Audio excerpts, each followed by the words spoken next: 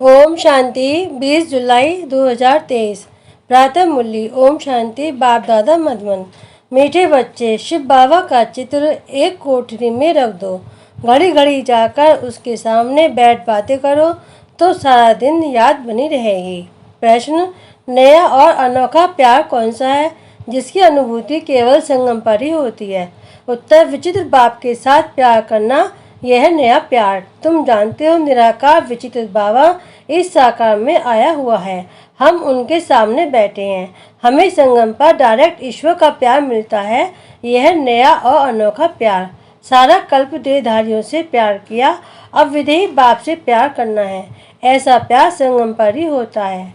गीत कौन आया मेरे मन के द्वारे। ओम शांति।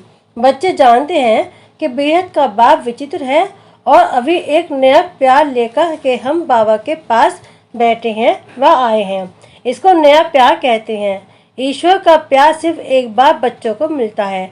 बच्चे समझ सकते हैं, बरोबर परमपिता परमात्मा को हम सब याद करते हैं। वह बैठ बच्चों को पढ़ाते हैं। वह निराकार विचित्र बाबा इसमें आया हुआ है। परमपिता परमात्मा हम आत्माओं का बाप है। हम अभी उनको जान पहचान गए हैं। ये प्यार भी अनोखा है। वैसे तो हमेशा देहधारी को ही प्यार किया जाता है। यह विदेही बिगड़ देह के हम उनके सामने बैठे हैं। वह बहुत प्यार से आगे पढ़ाते हैं। तो नई बात हुई ना। आगे जो आशाएं थी, धन मिले, महल मिले, वह सब आशाएं बदल गई हैं। सारी दुनिया में तुम्हारी आश बदली हुई है। हम अभी बाबा से विश्व का मालिक बनने का पुरुषार्थ कर रहे हैं। अभी तुम समूह बैठे हो, जानते हो वही सब आत्माओं का बाप पतित पावन शिव है। याद भी उनको ही करते हैं। अभी तुम बच्चे समूह बैठे हो, दिल में उमंग है। बेहद के बाप से बेहद का वर्षा लेना है। कितना विचित्र, अनोखा, वंडरफुल बाबा है। यह और कोई नहीं जानते, सिर्फ तुम ही जानते हो। बाप कैसे अपना बनाकर फिर पढ़ाते हैं। तो ऐसी क्या युक्ति करे जो घड़ी घड़ी बाप को याद करते रहे। बाप राय देते हैं, हर एक अपने घर में शिव का चित्र रख दे। शिव बाबा का चित्र देख समझेंगे बेहद का बाबा पतित पावन आया हुआ है, पावन दुनिया स्थापना करने। उनसे हम अभी 5000 वर्ष पहले मुआफिक वर्षा ले रहे हैं, स्वर्ग के राष्ट्र राज्य का। आत्मा जानती है हम स्वर्ग में जाकर शरीर के साथ राज्य करेंगे। जो बात कभी सपन में नहीं थी वह अब आया है। तो एक कोठरी अपनी बनाए, शिव का चित्र रख, उसमें लिख देना चाहिए बाबा आया हुआ है। उनको आना ही है स्वर्ग की स्थापना करने, नरकवासियों को स्वर्गवासी बनाने। घड़ी घड़ी शिव बाबा को देखते रहेंगे तो याद रहेगी। चित्र गले में डाल देते हैं, पति का चित्र भी गले में डाल देते हैं ना। तुम बच्चों के लिए भी तैयारी करा रहे हैं। पालव के बाप को याद करना बड़ा अनोखा है और सभी की याद को समेट एक को याद करना है। जैसे भक्ति मार्ग में भी अपने घर में पूजा की कोठी अथवा मंदिर बनाते हैं ना, वैसे ज्ञान मार्ग में भी कोठी बनाए, उसमें सिर्फ शिव बाबा का चित्र रखना चाहिए। मनुष्य समझते हैं ब्रह्मा कुमारियों के मूल्य विकार से छुड़ाती है। अरे ये तो अच्छा ही है ना। पावन बनने के लिए असुर विकारों को तो छोड़ना होगा। बिगड़ते हैं, भक्ति क्यों छोड़ते हो? अच्छा, हम भक्ति करते हैं परंतु एक ही शिव, दूसरा न कोई। और संग बुद्धि योग तोड़ देना है। तुम्हारी युद्ध माया से है। तुम बाप को याद करते हो, माया तोड़ने की कोशिश करती है। हमको शिव बाबा से वर्षा मिलता है। ऐसे याद करते रहेंगे, शिव बाबा को देखते रहेंगे तो तुम्हारी कोठी बैकुंठ बन जाएगी। मीरा भी भक्ति करती थी तो बैकुंठ का साक्षात्कार करती थी। उनको भी साक्षात्कार कराने वाला शिव बाबा है। तुम्हारी बुद्धि में अब आया है हम शिव बाबा से विश्व का मालिक बनते हैं। भक्ति मार्ग में ही पता नहीं रहता शिव क्या करते हैं, क्यों उस पर बलि चढ़ते हैं। तुम समझते हो सबसे ऊंचा है शिव बाबा, उनको ही परमात्मा कहा जाता है। परमात्मा से जरूर नई चीज मिलेगी। उनको हेवनली गॉड फादर कहा जाता है। वह तो बच्चा है, स्वर्ग स्थापना करने वाला बाप है, निराकार। वह देहधारी नहीं। यूँ तो आजकल सबको फादर कहते रहते हैं, गांधी को भी बापूजी कहते हैं, परंतु सब धर्म वाले नहीं कहेंगे। अर्थ तो समझते नहीं है। तुम जानते हो सबका बापूजी शिव बाबा है। शिव दादा नहीं, बाबा। वह निराकारी दुनिया में रहते हैं। श्री कृष्ण को याद करेंगे लेकिन वह तो बैकुंठ निवासी है। ऋषि मुनि आदि सब देहधारी यहाँ होकर गए हैं। परमात्मा है निराकार, उनको देह है नहीं। सर्वव्यापी के ज्ञान कारण बुद्धि किसकी भी चलती नहीं। बापा का बुद्धि का ताला खोलते हैं। यह है नई बात। और सत्संग में में ऐसे नहीं समझते हैं कि शिव बाबा नॉलेज दे रहे हैं। वहाँ तो सब देहधारी बैठे हुए हैं। तुमको निश्चय है हम निराकार बाप से सुन रहे हैं। निराकार जरूर जब साकार में आए तब पहचान दे।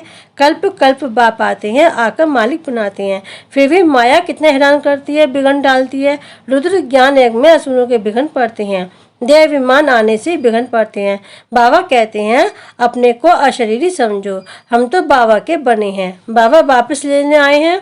ये शरीर छोड़, अब वापस जाना है। अपने से बातें करो। सूक्ष्म देहधारी व स्थूल देहधारी सबकी याद छोड़नी है। पक्का पक्का निश्चय करना है हम आत्मा परम धाम से आई हैं, वहाँ के हम रहने वाले हैं। सत्युग में इतने जन्म राजे ली, 84 जन्म लिए। अब नाटक पूरा होता है, वापिस जाना है। घर में कोई हंगामा हो तो कोठरी में शिव का चित्र रख दो।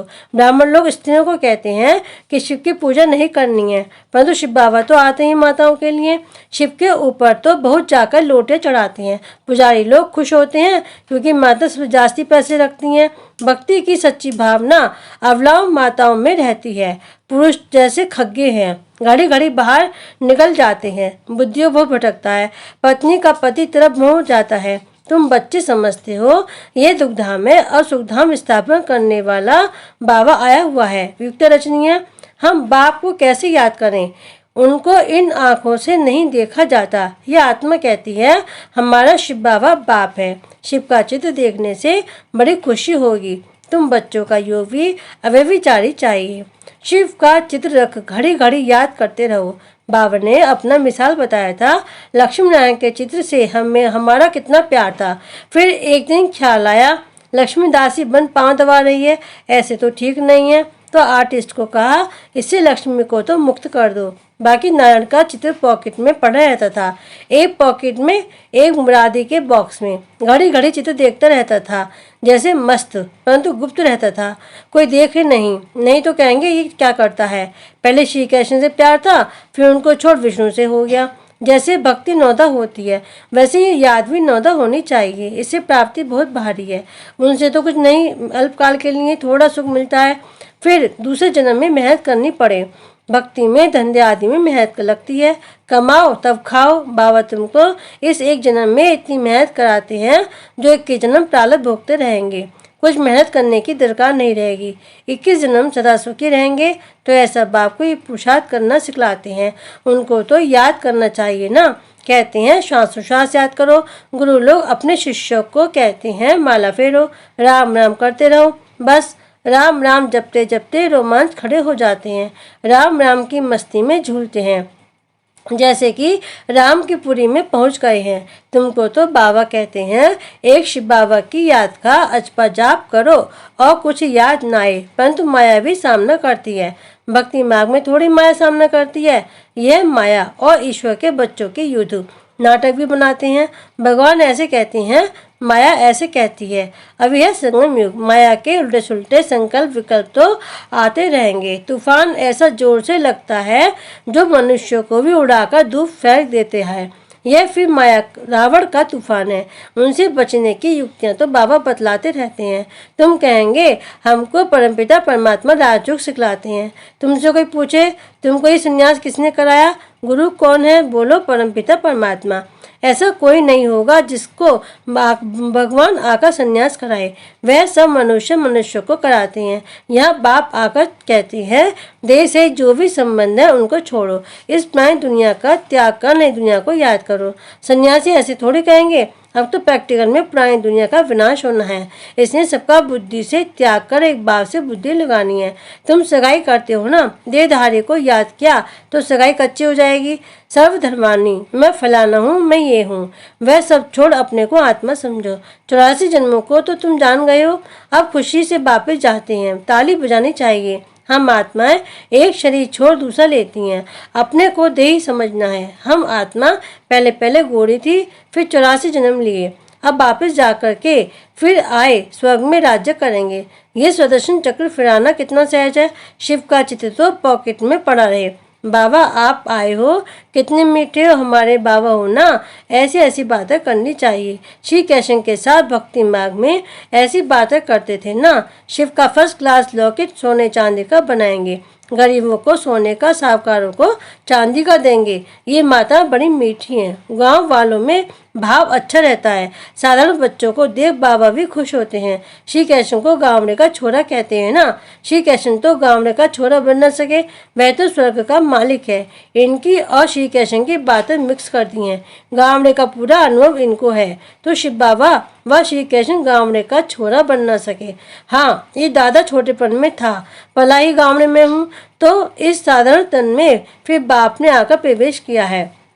बाबा ने मुख्य बात समझाई है कि सारा मदार है याद पर। याद कभी भूलनी नहीं चाहिए। लौकिक बच्चा थोड़ी कभी कहेगा मैं बाप को भूल जाता हूँ। सजनी कभी साजन को भूल जाती है क्या? इम्पॉसिबल है।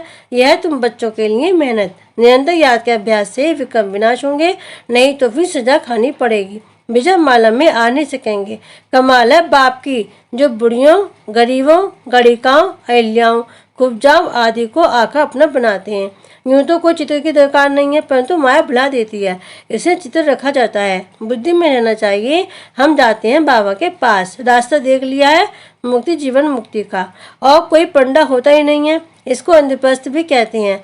कोई पति ताकत छिप करके बैठेगा तो पत्थर बुद्धि बन जाएगा। बाबा तो अंतर्यामी है ना। ये बाबा ब्रह्मा बाहरयामी है। उस बाबा को झट मालूम पड़ जाता है पतित छिपा हुआ बैठा है, तो जिसने ऐसे पतित को लाया है उनको, और जो पतित आकर बैठा होगा, उन दोनों को सजा मिलेगी। इसे कभी भी पतित को नहीं लाना चाहिए। लो ऐसे कड़े हैं, कोई पति छीची को नहीं बिठाना चाहिए, नहीं तो बड़ी कड़ी सजा के भागी बन जाएंगे।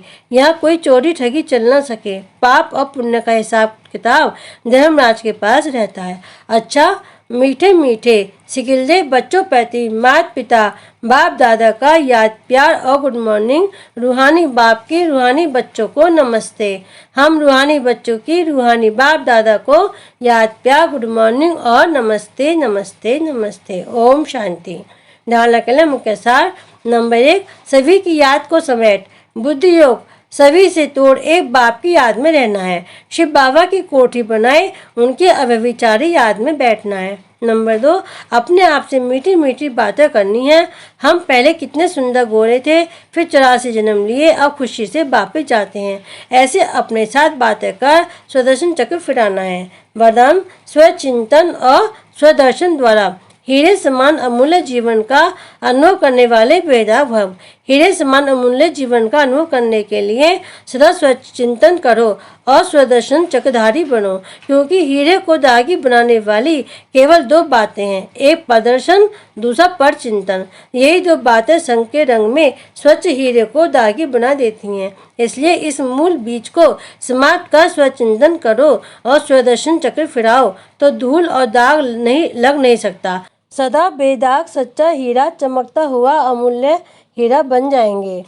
स्लोगन, विचित्र बाप के चित्र और चरित्र को याद करने वाले ही चरित्रवान हैं। ओम शांति।